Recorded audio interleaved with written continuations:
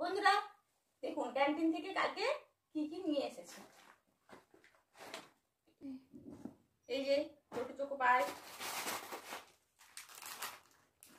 Video বানানোর জন্য অনেক বিস্কুট লাগে, তারপরে ভিডিও বানানোর জন্য আমাকে আইসক্রিম বানাতে হয়। এবার এগুলো তো বাইরে অনেক দাম, সেই জন্য আমাদের যেহেতু ক্যান্টিন ফেসিলিটি আছে সেই জন্য ক্যান্টিন থেকে এগুলো আমি নিয়ে এসেছি।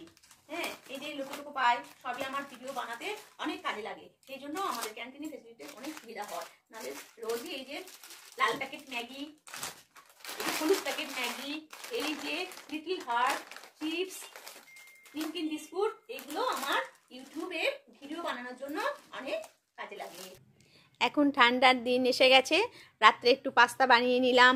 ডিনারে বেশি কিছু বানানোর দরকার পড়বে না, ঠান্ডাতে বেরোতে ইচ্ছে করে না, অল্প সময়ের জন্য পাস্তা বানিয়ে নেব। আর অনেক সাদা তেলের আমার দরকার পড়ে, কারণ ভিডিও বানানোর জন্য সুন্দর করে রান্না করতে হয়।